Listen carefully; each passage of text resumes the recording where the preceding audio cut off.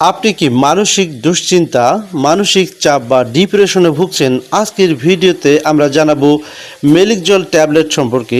এটি কি কাজে লাগে, কিভাবে খেতে হয় এবং এর কোনো পার্শ্ব প্রতিক্রিয়া আছে কিনা সব কিছু বিস্তারিতভাবে জানাবো আজকের এই ভিডিওতে। তাই ভিডিওটি স্কিপ না করে পুরো ভিডিওটি আমাদের সাথে থাকুন এবং যারা মেডিসিন সার্ভিস 24 চ্যানেলটি এখনই সাবস্ক্রাইব করে দেননি বন্ধুরা চ্যানেলটি এখনই সাবস্ক্রাইব করে দিন। মেলিকজল একটি কম্বিনেশন ঔষধ যেখানে রয়েছে ফ্লুপেন্টিয়াকজল 0.5 মিলিগ্রাম এবং এর সাথে রয়েছে মেলিট্রাসিন 10 মিলিগ্রাম। এই ওষুধটি মূলত মানসিক রোগের চিকিৎসায় ব্যবহৃত হয় এবং এই ট্যাবলেটটি উৎপাদন করেছে বাংলাদেশের সুনামধন্য একটি ওষুধ প্রস্তুতকারক কোম্পানি স্কয়ার ফার্মাসিউটিক্যাল লিমিটেড এবং এই প্রতিটি ট্যাবলেটের দাম হচ্ছে 5 টাকা করে। মেলিকজল সাধারণত ব্যবহার হয় ডিপ্রেশন বা বিষণ্ণতা দূর করার জন্য। এছাড়া অ্যাংজাইটি বা অতিরিক্ত যারা দুশ্চিন্তা করেন এই দুশ্চিন্তা সারাতে ডাক্তাররা এই ট্যাবলেটটি দিয়ে থাকেন।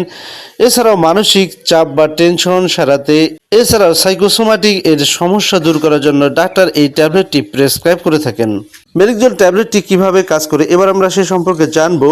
ফ্লুপেন্টিয়াকজল একটি অ্যান্টিসাইকোটিক যা মস্তিষ্কে ডোপামিন নিয়ন্ত্রণ করে।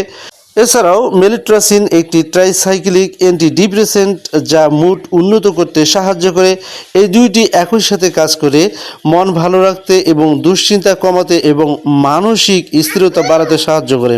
মেলিকজল ট্যাবলেটটি খাওয়ার নিয়ম সাধারণত ডাক্তার দিনে 1 থেকে 2 বার খাওয়ার পরামর্শ দিয়ে থাকেন। বিশেষ করে সকাল বা দুপুরে ডাক্তাররা এর ডোজ দিয়ে থাকেন। মেলিকজল ট্যাবলেটের পার্শ্ব প্রতিক্রিয়া আছে কিনা?